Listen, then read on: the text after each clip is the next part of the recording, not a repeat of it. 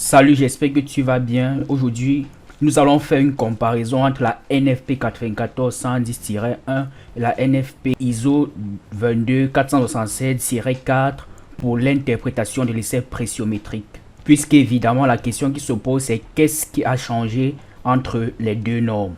Il sera donc question pour nous de relever quelques similitudes et d'en ressortir quelques divergences. Est-ce que tu sais que la NFP 94-110-1 pour l'interprétation de l'essai pressiométrique a été annulée le 6 août 2016 par l'AFNOR et a été remplacée par la NFP ISO 22476 pour l'interprétation de l'essai pressiométrique sorti le 1er mai 2015.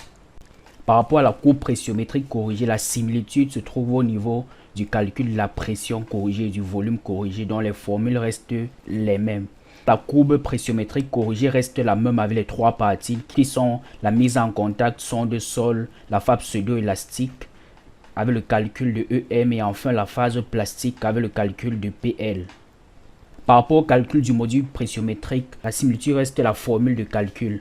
En réalité, que ce soit pour la NFP 94-110-1 ou bien norme ISO, la formule reste la même. Toutefois, il y a une divergence au niveau de la détermination de la plage pseudo-élastique pour le calcul de EM.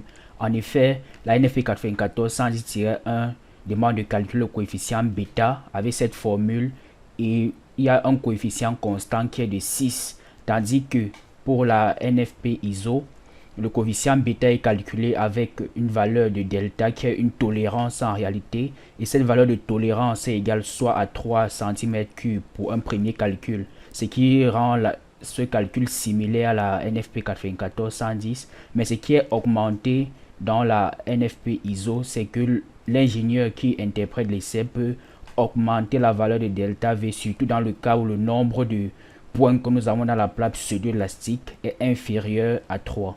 En ce qui concerne le calcul de la pression limite, elle est déterminée pour un volume limite toujours égal à Vs plus 2V1 pour les deux normes. Et on peut la déterminer soit par la méthode directe ou alors par la méthode d'extrapolation. Donc ceci reste pareil pour les deux normes. Par contre, le point de divergence se trouve pour la méthode de la courbe inverse. Dans la NFP 94-110, la pression limite calculée par la méthode inverse se calcule avec VE, tandis que pour la norme ISO, elle se calcule avec V1.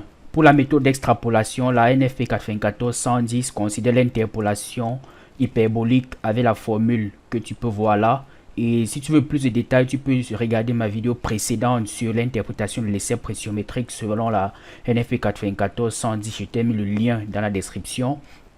Et la norme ISO considère cette longue formule, cette équation de troisième degré où la pression limite est tout simplement la seule solution positive de l'équation et les différents coefficients sont A5 et A6 qui représentent les abscisses des asymptotes verticales de chaque hyperbole et A1, A2, A3, A4 sont obtenus à partir de A5 et A6. La dernière divergence que j'aimerais relever ici, c'est par rapport au choix de la pression limite par la méthode d'extrapolation. En fait, la 110 dit que c'est la pression limite déterminée par la méthode inverse moins la pression limite déterminée par la méthode hyperbolique divisée par la pression limite déterminée par la pression hyperbolique par la méthode hyperbolique est supérieure à 0,2, alors l'essai ne permet pas de déterminer la pression limite. Par contre, si c'est le cas inverse, alors la pression limite c'est le minimum entre les deux valeurs, c'est-à-dire la pression limite déterminée par la méthode inverse et la pression limite déterminée par la méthode hyperbolique. Tandis que la norme ISO dit qu'il faut calculer la somme des différences en valeur absolue entre le volume calculé et le volume mesuré.